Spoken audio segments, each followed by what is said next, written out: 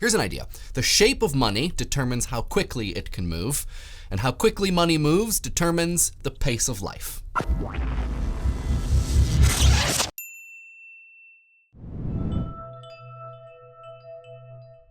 Why do you think we have round coins? There used to be, way back, a fair amount of irregularly shaped and even squared off coins, but that's less and less true. The Bahamanian 15-cent coin is no longer minted as of 1992. The Netherlands Antilles 5-cent piece got the axe in 1985, though their 50-cent piece is still in production. And there are a few others, but not that many. So I'm gonna give you a couple seconds to think about why there might not be that many angular coins. There are a couple alleged reasons.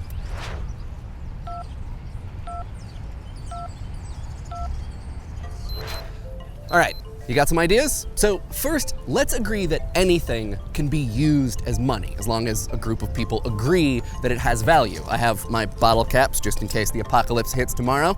But as money was transitioning from available natural resource to the kinds of things that we use today, it started to get minted by the state. So one theory goes that coins are round because when you melt metal to stamp it with some stately symbol like the face of your king or your national flower, it naturally just kind of forms a roundish shape. Think about like melted candle wax used to make an envelope seal, and that shape just sort of stuck. Another potential reason for the roundness of coins, and one that will eventually get us to the stock market, networking technology, the speed of light, and even the pace of life itself, has to do with how quickly coins must move.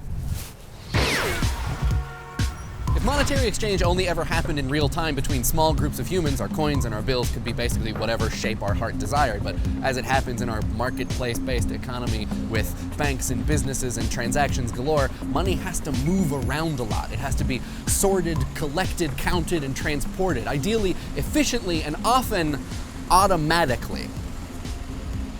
Ugh. The circle happens to be a very convenient shape for doing all of this. It stacks neatly with no points jutting out every which way. You can just drop it into a tube. It's also really easy to measure across its face for sorting. And hey, bonus, it rolls. The point, or I guess lack of points, being that our money has the physical characteristics it does because given the fervor of modern life, it's gotta go fast. The circle is a convenient shape for coin speed, the rectangle for bills for similar reasons, but there is a point at which if money has to move very quickly, it has to become something else entirely. And that's what this episode of Idea Channel is about. How what we want money to be able to do determines what it is, and how what money is then determines the pace of modern life. And to talk about that, we're gonna go to Wall Street and the New York Stock Exchange. Physical money is the embodiment of value, and the New York Stock Exchange on Wall Street is the physical embodiment of, well, a lot of things. The American economy, economies in general, market capitalism. The exchange on Wall Street stands as a symbol for wealth, success, national health, but also, depending upon who you ask, fraud, risk, and predation. That's why Wall Street and nearby Zuccotti Park became the flagship Occupy site. It's why Arturo de Modica illegally installed his now iconic charging bull sculpture as a, quote, symbol of the strength and power of the American people after the market crash of 1987. And it's why Kristen Visbal's fearless girl facing down that very same bull feels so meaningful now, though it was installed by the trillion-dollar financial services company State Street Global Advisors. Of course, protests against Wall Street and the stock exchange and everything they symbolize haven't always been peaceful. Fueled by anti-capitalist sentiment, in 1920, a group of Italian anarchists parked 100 pounds of dynamite and 500 pounds of cast iron weights in a horse-drawn carriage across from the exchange. The blast killed 38 people and injured 143. Entire sections of the Morgan building, which is just across the street from the exchange, got completely demolished. And these divots, still here 100 years later, were blown into its side.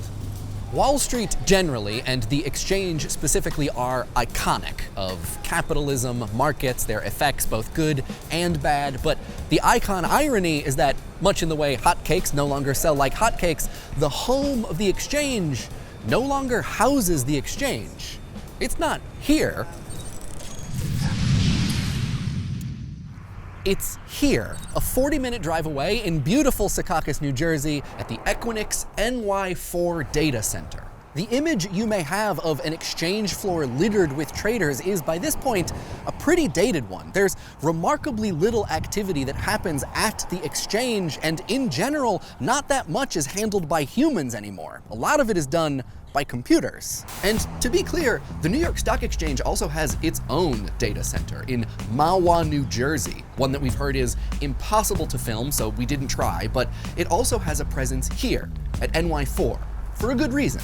Exchanges now aren't so much throngs of besuited traders shouting excitedly as much as the steady procession of ones and zeros across various communication protocols between various global data centers. NY4 is amongst the largest, housing 49 exchanges with trillions of dollars in financial instruments passing through it every day. As Matthew Leasing and Annie Massey put it for Bloomberg, this is where Wall Street actually transacts. A stock exchange manned entirely by, well, men is slower than molasses in January in comparison to data sent across fiber optic cable, even thousands of miles of it. And it's just the case that fast money can do more than slow money. Remember our coin shape lesson? So in a convenient shape, or with no discernible shape, money is able to reach the speed that we demand of it. The speed of modern living. Speed is also the reason dozens of exchanges and even corporations house their servers at NY4. With all of their servers under the same roof, global and national organizations can be literally closer together. The time it takes to communicate between them shrunk to the smallest possible interval. But hold on, you may say. Surely that interval is immaterial. Does networking technology really offer varying speeds of infinitely fast communication? To which I will respond with one of the many very important lessons both Georg Cantor and John Green have taught us: some infinities are larger than others. So to talk about that, let's go somewhere a little bit more calm. We're gonna cover stuff a lot more complicated. Ugh, good to be home.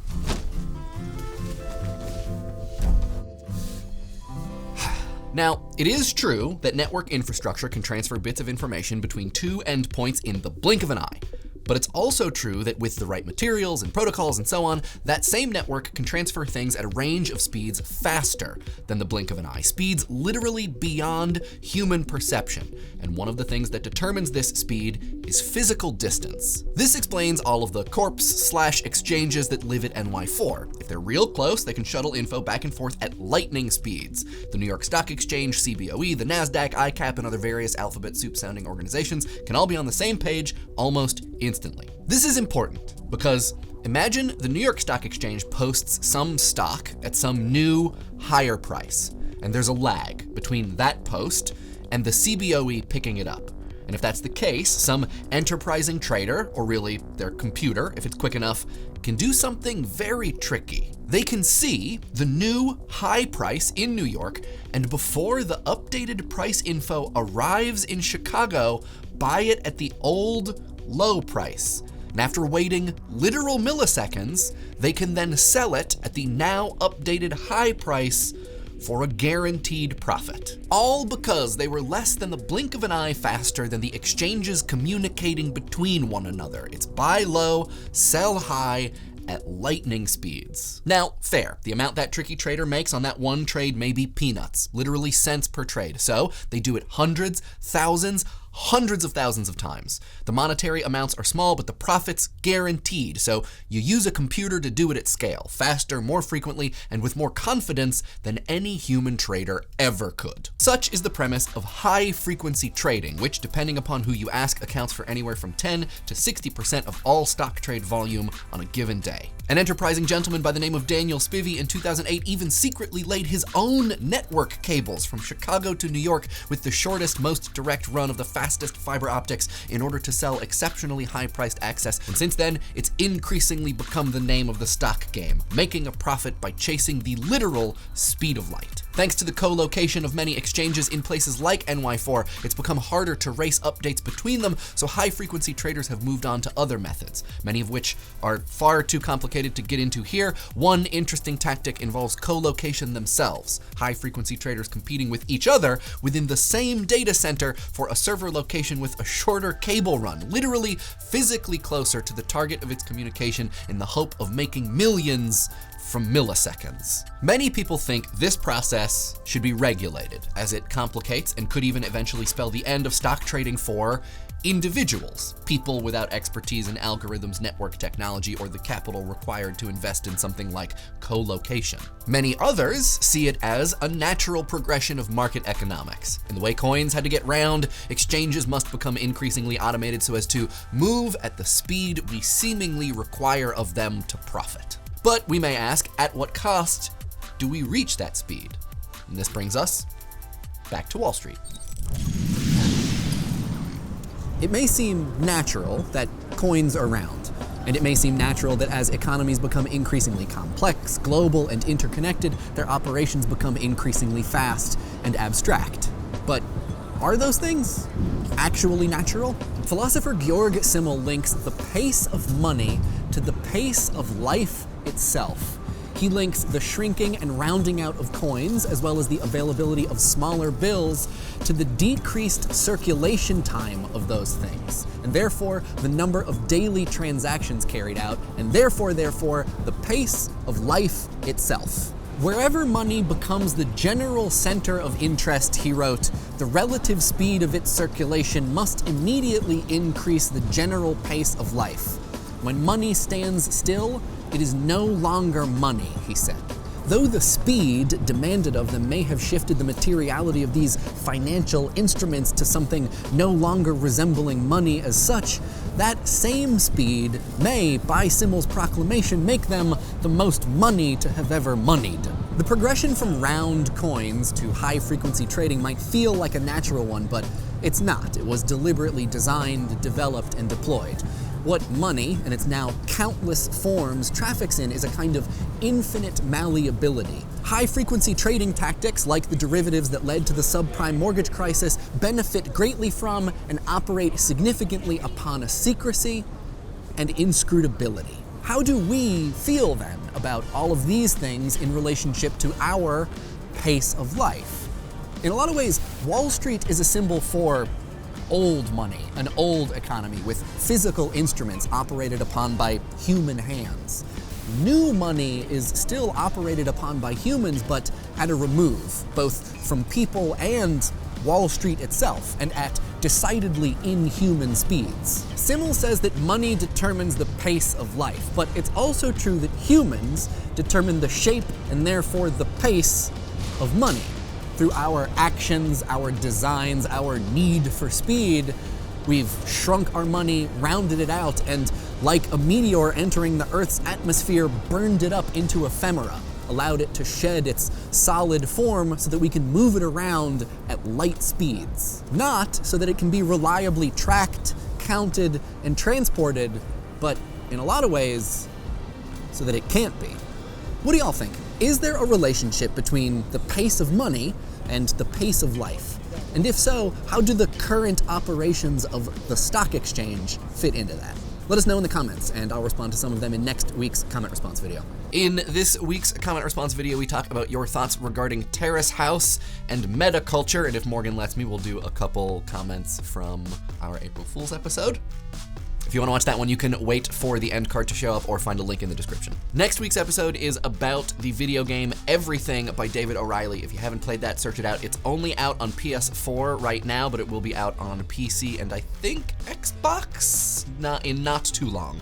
Everything, David O'Reilly. It's very good. I really liked it. If you would like to support Idea Channel, we have a Patreon. Thank you so much to all of our patrons who support the show. We have a Facebook and IRC and a subreddit. The tweets of the week this week come from Pathetic Lifeform and Silly Putty Kyle and a couple other people who sent me links to the Francis Fukuyama story on NPR about the future of liberal democracy, and also Mechtroid, who sent a link to Kyle Kalgren's video about the Darren Aronofsky film Pi, in which we get a shout out. And also, if you're not watching Kyle Kalgren, you should. His videos are really great. I really like the way he thinks about film. He's also a stand-up gentleman. And last but certainly not least, this week's episode would not have been possible or good without the very hard work of these co-locators.